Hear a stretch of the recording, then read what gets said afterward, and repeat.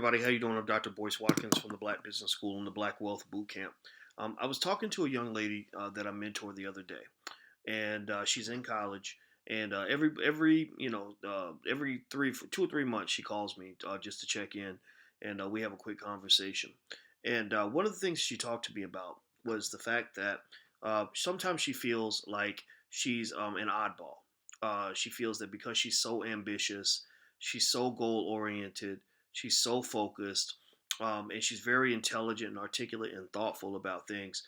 She feels that she doesn't really fit in. That she's a nice person and she has friends, but she says that when she starts talking about her goals and dreams and the things she's thinking about, building a business, just achieving long-term objectives, she said the other people around her look at her like she's too serious. That the other 18-year-olds just don't understand, why she thinks that way. And one of the things, and this led me to really think about some other messages I got. I got another message from another young lady who feels the same way. She's in her 20s, and here's what I thought about is I thought about the fact that sometimes we feel pressure to dim our light, to not let our light shine as brightly because the people around us don't want to shine.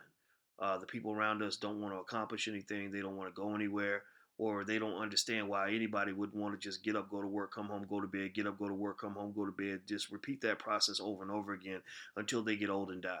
If you look at a person's life, there is a predicted life trajectory that most people follow. It is finish school.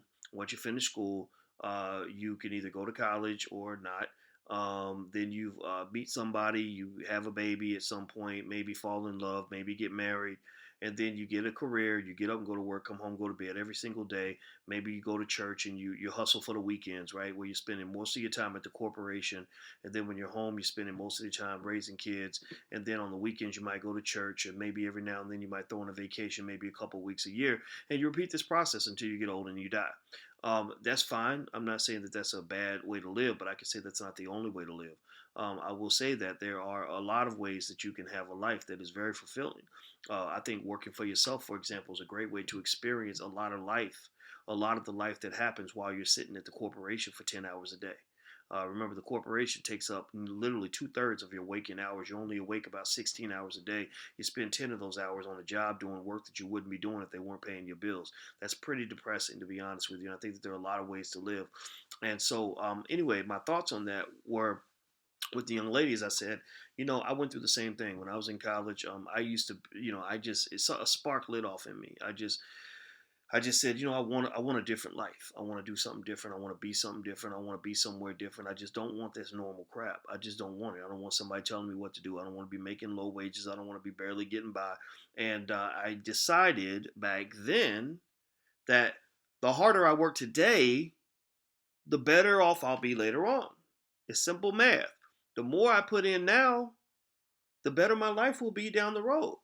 It was simple logic to me. It wasn't rocket science. And unfortunately, when I was an undergraduate, I went to the University of Kentucky. Most of my friends didn't get it. Most of my friends told me that I studied too hard. They told me that I spent too much time thinking about the future and setting goals. They'd have conversations with me and tell me I was too serious. A lot of the girls wouldn't date me because they thought I was a nerd. And I just decided, you know what? I guess I just won't fit in.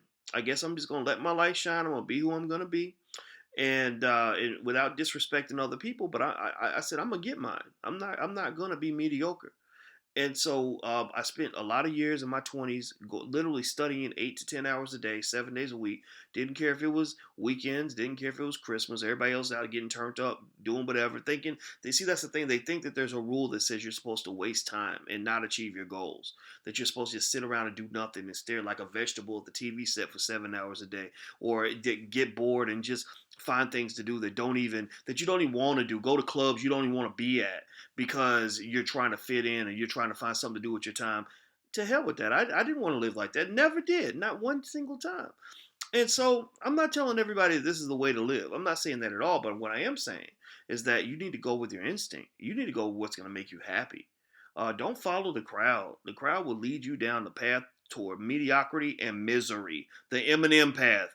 Mediocrity and misery. That's where the crowd will lead you because most people, unfortunately, are mediocre and miserable when it comes to where their lives are taking them. A lot of people I know are living somebody else's life. They're living a life that they did not plan because they didn't think to plan anything. They just went from one step to the another, to the next, to the next. Next thing you know, you're 40 years old and you're like, how did I get here?